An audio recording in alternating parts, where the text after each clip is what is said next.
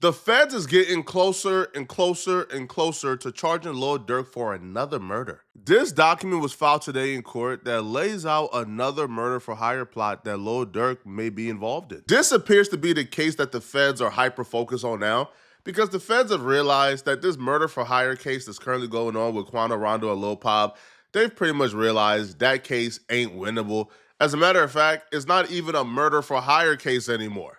That's how you know Lil Durk is going to spank this current case with Quando Rondo.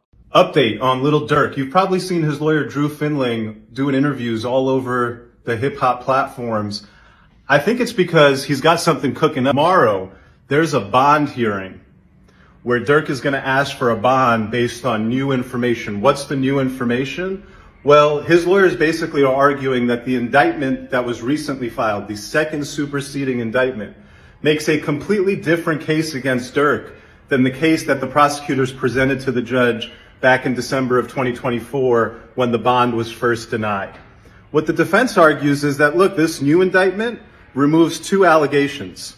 First, they completely got rid of any allegation that Durk rapped about this murder for hire plot, that Durk rapped about Quando Rondo on the news going, no, no, and crying in response to the murder of his friend. This is very important because what the defense is going to be able to argue to the judge is, look, judge, we proved to them that they're wrong because those lyrics were recorded 7 months before the murder. Those lyrics could not have had anything to do with the murder. And what they did in response to us proving that to them is they just took that allegation right out of the indictment. And now they're not even alleging that he rapped about the murder. And that was a huge part of their original case. And so without that, their case is much weaker. We deserve a bond. The other thing that the defense is arguing. This is where you start to see how weak this particular case is. Lil Durk was originally charged for murder for hire. The feds are accusing Lil Durk of paying 5 men to go to California, follow Quando Rondo around, and try to murder Quando Rondo. But instead, they murdered Quando Rondo's cousin, Lil Pop. Now, the feds is now saying this is not a murder for hire case because they can't really prove where the compensation came from. Like I said in my original video, how can it be a murder for hire when you can't really pinpoint how much Lil Durk paid these people? And the feds try to say, yo, it was a murder for hire and the payment was music opportunity, but everybody who was a part of this murder for hire, they were already a part of OTF. They were already like OTF members. So what other music opportunities, what other additional opportunities was there? And these people love Von too. They didn't need Lil Durk to go ahead and slap Von. They were going to slap Von regardless. So the feds have pretty much realized, damn. So the music, right, the songs that were supposed to prove that Lil Durk was putting bags on people's heads, well, them songs is inadmissible. So now we really have nothing else. We don't have any receipts of payments. The only thing we have is one text message of Lil Durk telling these people, don't book any flights in my name. So now they're changing the charge from murder for hire to stalking that resulted in death, whatever that means. Is that in the second superseding indictment, the government took out another very key allegation against Durk. The government had alleged that Durk, through co-defendant Wilson, paid bounties to the shooters in this alleged murder for hire plot. In the second superseding indictment, that allegation is gone.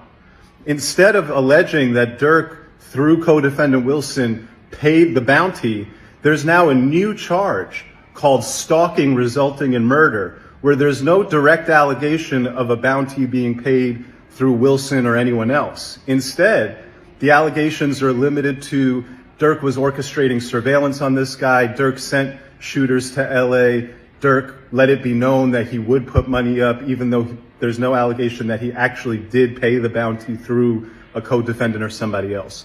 And so what the defense is going to be able to present at tomorrow's bond hearing is, hey, judge, we moved to dismiss this case by pointing out all the factual errors in the government's case. What the government did is they changed their case and they removed key allegations against our client. And so you have to look at their new case and now reevaluate the bond. If Durk gets a bond, that's going to tell you a lot about what the judge thinks about this second superseding indictment, which is in fact significantly different and significantly weaker and less aggressive in terms of how it charges Durk as being responsible for this murder. From my perspective, the feds realized they made a lot of mistakes. They pretty much made too many mistakes to really salvage this case.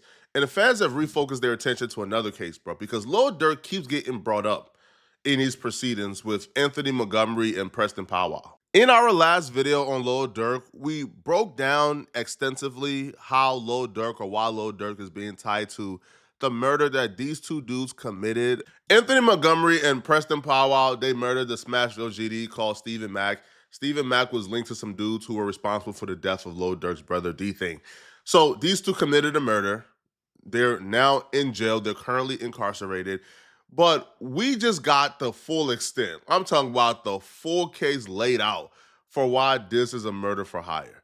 Now, in this new filings, the feds actually gave us more information that we didn't know, including there are recordings of a confession where dude is just outright saying, bruh, we did it for Durk. like this is insane. In our last video, we explained how Anthony Montgomery left his phone at the scene along with the getaway vehicle.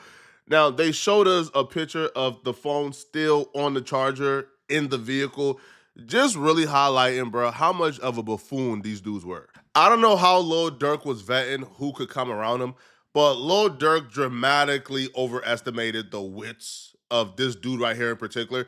This dude is one of the worst criminals we've ever heard of. This is almost the saddest things I've ever heard. Because without Anthony Montgomery being a part of this murder, bro, they probably would have gotten away with it. But because he's so sloppy, he's so talkative, he's so chatty-patty, he's such a gossiper, the fans got everything they need, bro. Everything. In 4K, Yo, it got so bad, bro, his co-defendant said, hey, yo, can y'all please try my case separate from him, bro? Because what I'm seeing, I don't even want to be a part of this, bro.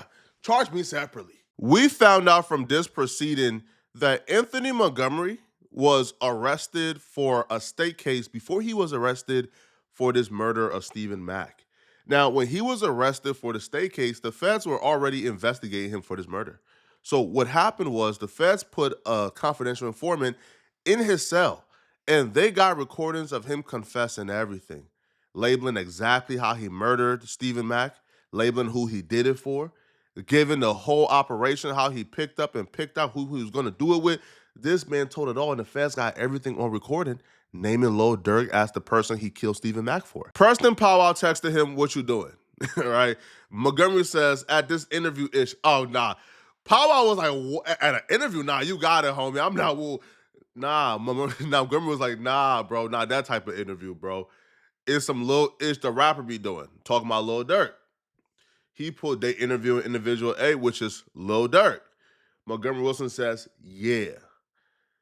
And then he texts him again from a new phone, yo, what you doing? At this little interview-ish for a job? No, the Ish the rapper be doing. What? He had an interview.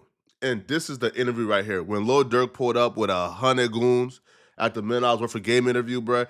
And the funny part about this too is during this interview, Wallow is telling him, man, hey man, yo, bro, let that beef stuff go, man. I'm trying to see y'all live and prosper, man, bro. And them dudes is in that building, bro, celebrating all the bodies they done call for Lil Durk, bro, while Wallow out there preaching. Man, they said, get out of here, bro.